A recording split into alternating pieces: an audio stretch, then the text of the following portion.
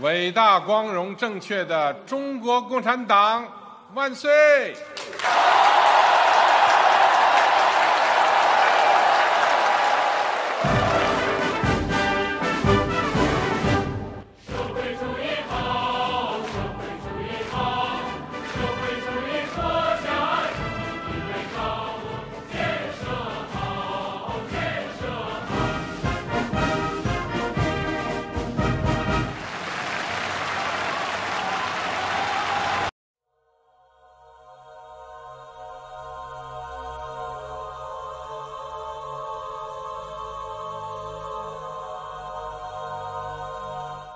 ！Cina telah memberlakukan hukuman mati di negaranya sejak 4.000 tahun lalu.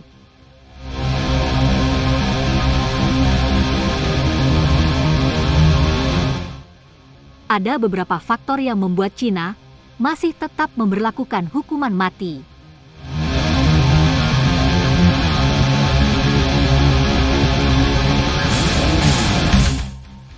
Salah satunya adalah karena dianggap hukuman mati efektif sebagai langkah pencegahan.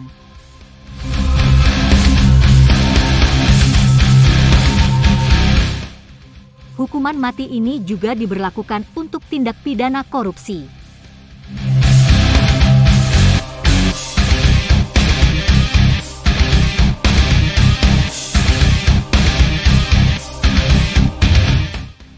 Sebagaimana undang-undang di Cina, ada beberapa pasal berkaitan dengan korupsi yang masuk bagian sebagai tindak pidana yang diancam hukuman mati.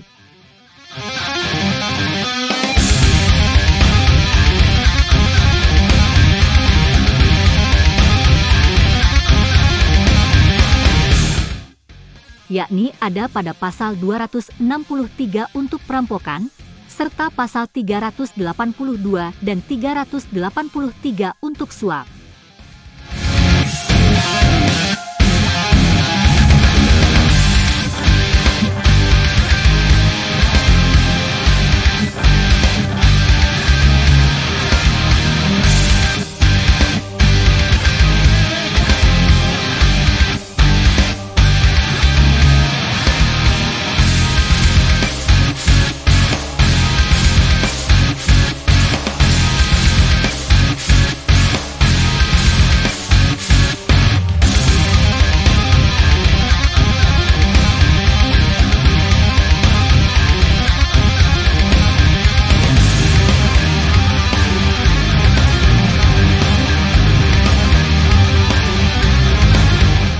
Dalam beberapa kasus yang telah terjadi, beberapa pejabat dan pengusaha telah dibuktikan mendapatkan vonis hukuman mati.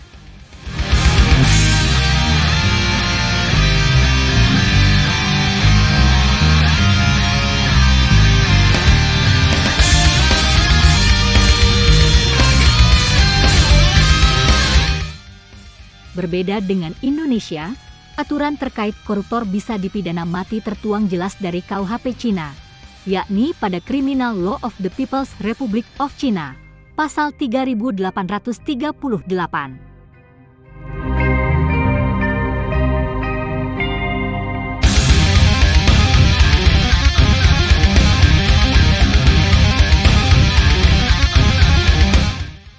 Tertulis, mereka yang melakukan tindak pidana korupsi harus dihukum sesuai dengan ketentuan berikut, tergantung pada keseriusan kasus mereka. 1. Orang-orang yang telah terlibat dalam korupsi dengan jumlah lebih dari 100.000 yuan harus dihukum lebih dari 10 tahun penjara atau penjara seumur hidup dan mungkin, di samping itu, harta kekayaan mereka disita.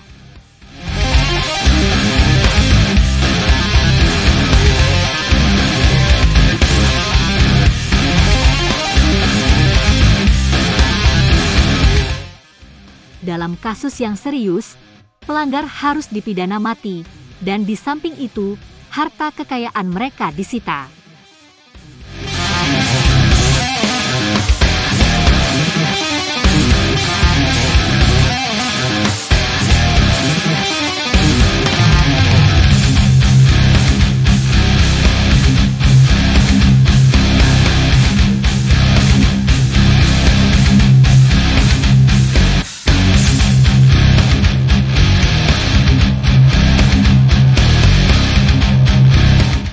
Menurut catatan, sejak dilancarkannya gerakan anti korupsi sampai tahun 2002, sudah 4.300 orang yang menjalani pidana mati.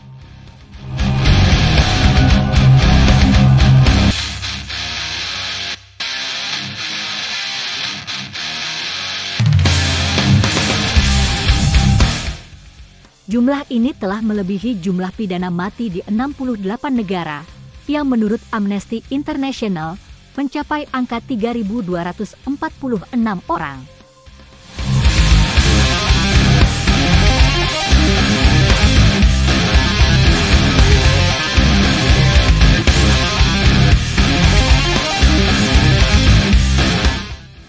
Yang menggemparkan dunia adalah bahwa pidana mati ini juga diterapkan tidak hanya kepada pejabat rendahan atau orang-orang biasa saja, tetapi juga kepada pejabat tinggi negara.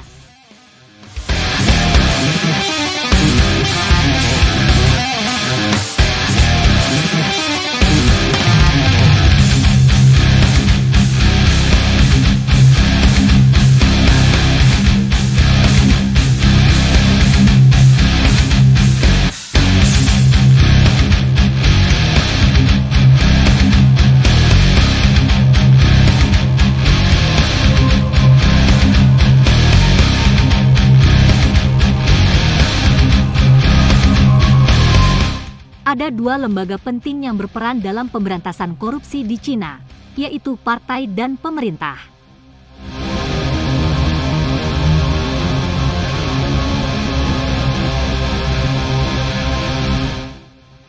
Pada September 2007, pemerintah Cina mengumumkan pendirian Biro Pencegahan Korupsi Nasional (NBCP) yang akan bertugas untuk memonitor jalur aset yang mencurigakan serta aktivitas yang dicurigai merupakan hasil korupsi.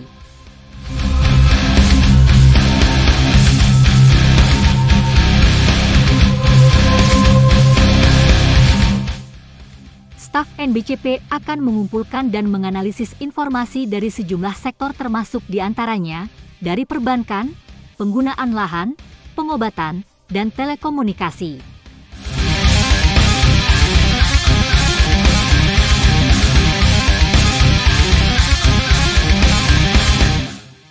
Sehingga mampu memonitor alur keuangan masuk dan keluar para pejabat dan mendeteksi perilaku pihak-pihak yang dicurigai.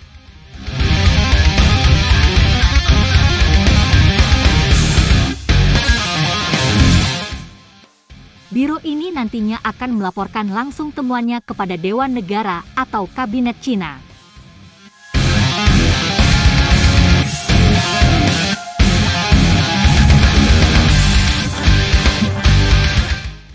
Meski demikian, biro tersebut tidak akan terlibat dan tidak memiliki wewenang dalam penyelidikan kasus perseorangan.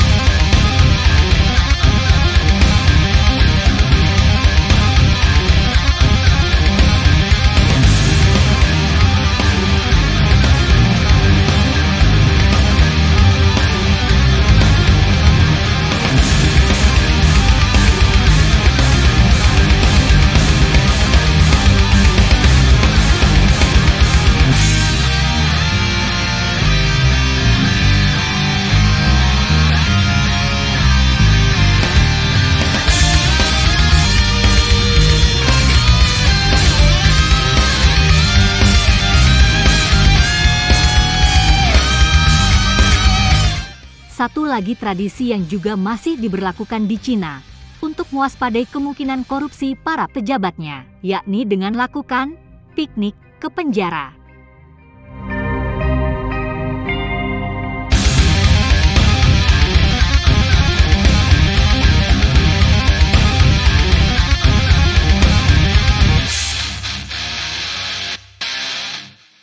Kunjungan penjara pertama kali diumumkan oleh Badan Anti Korupsi Negara itu, Komisi Pusat Disiplin dan Inspeksi, dalam buletin edisi Sabtu pada 2015.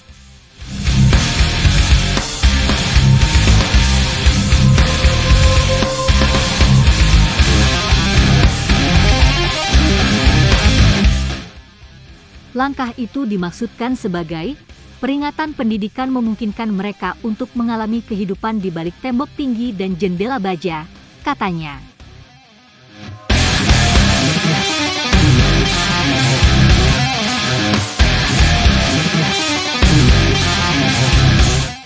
Foto-foto menunjukkan para pejabat dan mitra mereka mengunjungi penjara, di mana mereka mendapat kesempatan untuk berbicara dengan mantan birokrat. Beberapa dari mereka mantan rekan yang telah dihukum karena tuduhan seperti penyalahgunaan kekuasaan.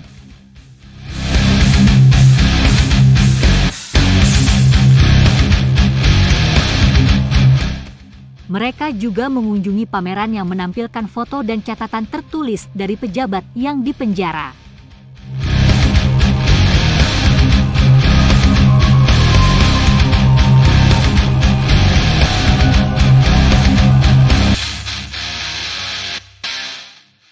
Laporan CCDI mengatakan kelompok itu menghela nafas ketika mereka mengenali beberapa mentor lama, kolega, dan teman mereka di pameran.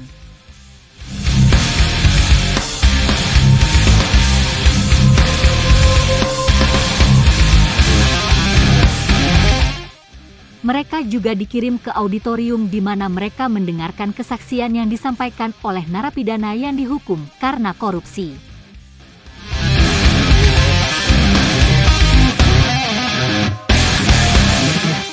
Pada video selanjutnya, kita akan membahas sosok-sosok koruptor di Cina.